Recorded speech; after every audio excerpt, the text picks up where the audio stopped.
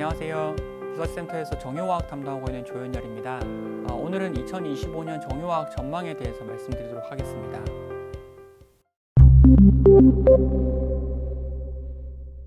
크게 세 가지 파트를 준비해봤습니다. 밸류에이션 및 투자 전략, 정유, 그리고 화학에 대해서 말씀드리도록 하겠습니다. 정유화학에 대해서 사실 올해 주가가 그렇게 좋지 못했습니다. 벤치마크라고 불릴 수 있는 코스피 대비 언더퍼포먼스였는데 내년에는 올해가 사실 좀 과매도 영역에 들어갔다라고 보기 때문에 추가적인 언더퍼폼은 크지 않을 거라 보고 있습니다. 따라서 두 섹터에 대해서 오버웨이트 의견을 유지를 하고 있고요. 그 중에서도 정유보다는 화학을 조금 더 선호하고 있다라고 보시면 될 것 같습니다. 공급과 수요 관점에서 봤을 때 정유는 올해 대비 내년에는 추가적인 신증솔도 감소를 하고요. 그리고 정제마진 둔화로 수립 폐쇄도 늘어날 계획입니다. 다만 수요도 일부 좀 하향이 되다 보니까 수급 밸런스는 올해 대비 크게 다르지 않을 것 같다. 즉 성수기에 마진이 좀 좋아졌다가 비수기 때 마진이 좀 빠지는 양상들이 이어질 것 같다고 보고 있습니다. 화학의 경우에는 공급 측면에서 봤을 때 올해 계획됐던 설비 도입이 지연되면서 대체로 내년에는 공급이 좀 증가할 계획입니다. 특히 업스트림 중심으로 증가하다 보니까 다운스트림 업체들은 수익성이 조금 더 개선될 수 있겠다라고 보고 있고요. 수요 관점에서는 중국의 부양책이 지속적으로 발표가 되겠지만 이로 인해서 수요가 아주 크게 개선된다라기보다는 수요의 하방을 제한시킬 것이다 라고 보고 있습니다. 그리고 그것보다 더 중요한 트럼프 이슈인데요. 트럼프 2기 정부에서의 정유화학 수혜 여부를 따져본다면 정유는 오히려 피해가 좀 예상된다라고 보고 있고 화학은 좀 더 수혜가 예상된다 보고 있는데 가장 큰 그 변수는 러시아에 대한 제재 완화 여부에 있다라고 보고 있습니다. 트럼프 2기 정부에서는 러시아 제재를 완화해 줄 가능성이 크다라고 보고 있는데 그렇게 되면 정유에서는 국가랑 정제 마진의 하방 여력이 생긴다라고 보고 있고 반대로 화학에서는 원가에 대한 수혜가 예상된다라고 보고 있습니다. 탑픽은 정유에서는 S오일, 화학에서는 LG화학, 금호석유, 롯데정밀화학이고요. 굳이 종목의 선호도를 따져보자면 롯데정밀화학, 금호석유, S오일, LG화학 순으로 선호한다라고 말씀드릴 수 있을 것 같습니다. 정유부터 말씀드리도록 하겠습니다. 아까 말씀드렸던 것처럼 좌측 차트를 한번 보시면 내년에 신증설은 올해보다 조금 더 감소하는 추세가 될 것 같고요. 그리고 수요 순증가 또한 일부 감소가 돼서 수급 밸런스는 비슷하게 유지될 것 같습니다. 다만 최근에 이슈가 그동안 조금 감소했던 설비 폐쇄가 다시 늘어나는 추세입니다. 정유산업은 역사적으로 설비 폐쇄가 굉장히 빈번하게 일어난 산업인데요. 정제 마진이 좋아지면 설비 폐쇄가 줄어들고요.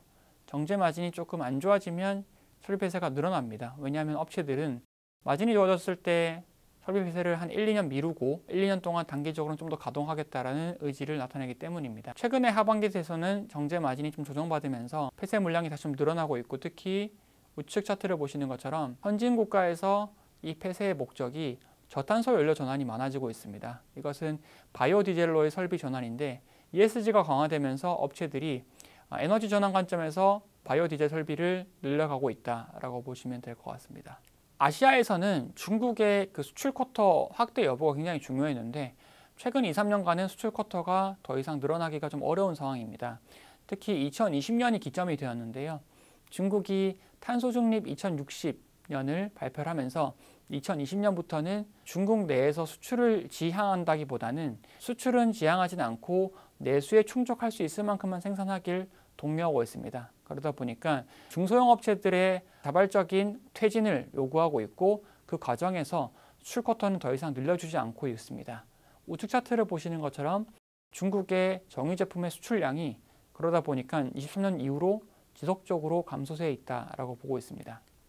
수요 같은 경우에는 2020년도에 코로나로 인해서 크게 빠졌다가 2021년과 2년 그리고 3년까지는 2020년에 크게 훼손된 수요가 2년 뒤에서 회복되는 2연 수요가 발생하는 구간이었습니다. 다만 올해와 내년에 봤을 때는 그 수요가 없어지면서 점차 수요가 하향이 되고 있고 특히 내년의 경우에는 올해 하반기부터 조금 더 본격화된 중국의 경제지표 부진 그리고 중국의 전기차 심투 확대에 따른 정유 수요 감소 영향으로 인해서 조금 더 둔화될 가능성이 있어 보입니다. 특히 지난 2, 3년간 2연 수요를 가장 크게 이끌었던 게 항공유인데요. 항공유는 2019년 대비 20년에 60%가량 수요가 빠졌다가 21년, 22년, 23년까지 지속적으로 회복이 되어 왔습니다. 다만 25년에는 추가적인 회복 여력이 크지 않아서 성장세가 좀 둔화되겠다라고 보시면 될 것 같습니다. 트럼프 1기 때 정유 산업이 어땠냐를 보자면 좌측 차트 보시는 것처럼 트럼프 1기 때의 GDP 성장률은 중국은 6.9%에서 6.0%까지 하락을 했고 글로벌 GDP 성장률도 3.8에서 2.9%까지 하락했습니다.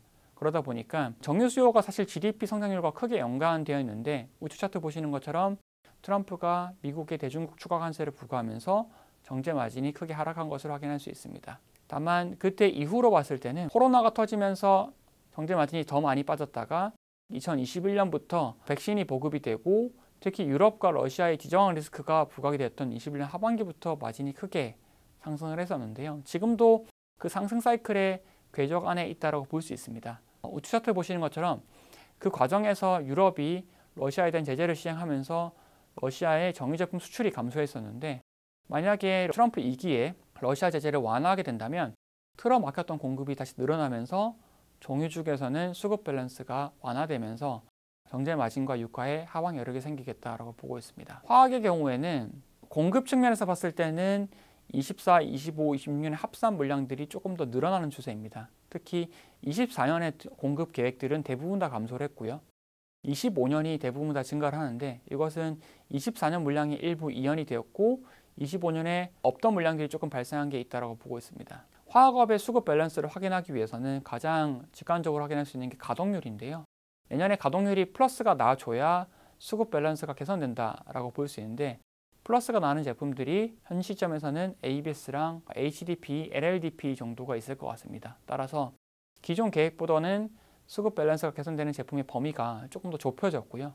26년이 되면서 조금 더 넓어질 것 같습니다.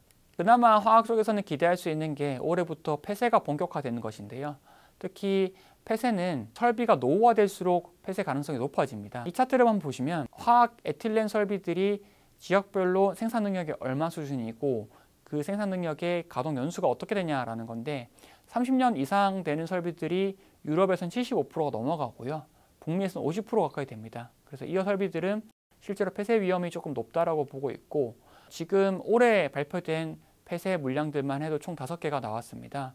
5개 합산 물량들이 글로벌 생산 능력 대비 약 1% 정도가 발생을 했고 내년에도 유럽을 중심으로 해서 설비 폐쇄가 더 늘어날 것으로 예상이 되고 있습니다. 수요의 경우에는 GDP 성장률로 봤을 때 6개월 전 대비 큰 변화가 없습니다. 미국만 좀 상향이 되었고 중국은 올해 일부 하향, 유럽이 내년에 일부 하향이 되었다라고 볼 수 있는데요. 특히 중국의 수요가 좀 더 중요한데 중국의 수요를 확인할 수 있는 중국의 소매 판매 증가율이 올해 상반기까지는 좋았다가 하반기 들어서 조금 더 다시 조정받는 모습들을 보였습니다. 이게 하반기 특히 9월부터 중국이 추가 부양책을 발표한 이유입니다. 좌측 타자를 한번 보시면 올해 상반기에 발표했던 중국의 부양책인 이구안신 정책, 즉 가전제품과 자동차 제품에 살 때 헌 제품을 반납하면 보조금을 줍니다. 즉 교체 수요를 일으키기 위한 정책인데 이게 발표되고 나서 특히 최근 한 8월, 9월부터 수요 성장률이 의미 있게 좀 올라오고 있습니다. 반대로 부동산 부양책도 나왔지만 건축자재 증가율은 여전히 올라오지 못하고 있고 여전히 감소하고 있습니다. 그러다 보니까 건축 수요는 여전히 아직도 회복의 징후가 없다라고 보시면 될 것 같습니다. 트럼프 1기 때는 화학도 마찬가지로 보호무역주의 강화 때문에 스프레드가 빠졌었는데요. 저희는 2기 때는 그 영향보다는 오히려 러시아 제재 영향이 더 클 것이다 라고 보고 있습니다. 좌측 차트를 보시면 지금 러시아산 납타는 가격 상한제 하에서 거래가 되고 있습니다. 그 가격이 45불인데요. 실제 국제 가격은 72불로 러시아 가격 상한제는 국제 가격 대비 40% 정도 저렴하게 거래가 되고 있는데 이게 중국과 인도의 화학업체로 유입이 되고 있습니다. 반대로 우측 차트 보시면 한국은 정유사한테 받는 납사비를 제외하고 봤을 때 가장 많이 수입한 곳이 러시아였는데 지금 서방국가 제재에 동참을 하면서 러시아산 납사의 수입이 없습니다. 그것을 다 아랍에미레이트랑 알제리로 대체를 하면서 도입 원가가 올라가는 원료 관점에서 피해를 보고 있습니다. 러시아 제재가 완화되게 되면 이 피해가 없어지다 보니까 지금보다는 원료 관점에서의 수혜가 기대된다 이렇게 보고 있습니다. 이상으로 2025년 정유화학 전망에 대해서 말씀을 드렸습니다. 한마디로 다시 요약하자면 정유와 화학 모두 내년에는 코스피 지수 대비 아웃퍼폼할 가능성이 높다라고 보고 있고 그 중에서도 정유보다는 화학의 수혜가 특히 트럼프 2기 정부에서 좀 더 크게 발생할 가능성이 높다라고 보고 있습니다. 이상입니다. 감사합니다.